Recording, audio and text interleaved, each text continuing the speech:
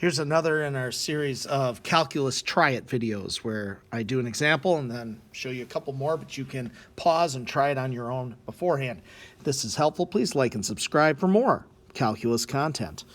All right, so I've given you a big function here and I'm saying find the antiderivative. Now the antiderivative, of course, normally we write, in this case, is like a big capital F. So I put a lot of various things. This is a big, long, ugly function. But to begin with, we've got a situation where we have 4x cubed, and we're trying to find the antiderivative. Now, in the derivative, we would have, of course, brought the power down and dropped the power by 1. This works exactly the opposite. We raise the power. That's our first step. So instead of x cubed, it becomes x to the 4th. And then we divide by our new power. Now, I'm going to write, we had 4, we divided by 4. Well, of course, that's 1. So it works exactly the opposite way. We're undoing power rule. Raise the power and divide. So next, we raise the power to x cubed.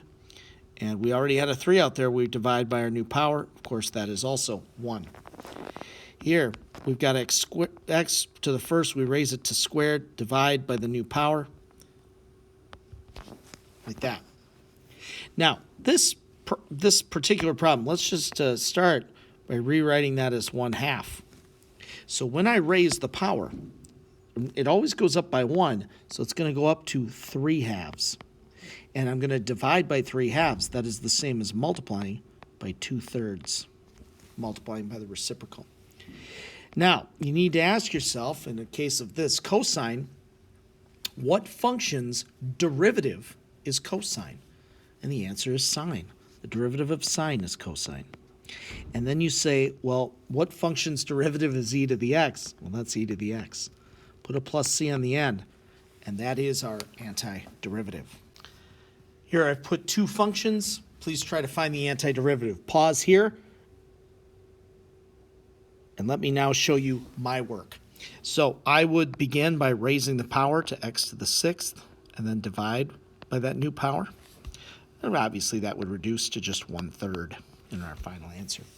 Then, what function's derivative is sine? Well, the derivative of cosine is negative sine, so this must be a negative cosine. In order to have found the derivative and gotten a positive sign, we must have been dealing with a negative cosine.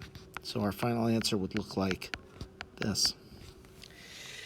Now, in this next example, I wanted you to, first of all, just start by rewriting these as, x to the negative 2nd and x to the negative 1st. So when you raise the power, it raises to negative 1. It goes up by 1, and then you divide by that new power. Well, of course, it's just like that. Now, this next one, when you raise this power, this goes to 0. Well, that can't be right. We can't raise to 0 because then we'd be dividing by 0. Well, that's because 1 over x, this original thing that I had, if you ask yourself what function has a derivative of 1 over x, the answer is the natural log of x. So please note the difference between these two. This one, we were absolutely able to raise the power by 1 and divide, but here we would have run into 0. That's when we need to break out natural log.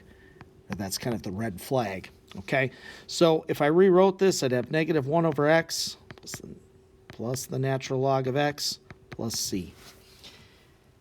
If this helped, please like and subscribe for more calculus content. Have a great day. Really enjoy it.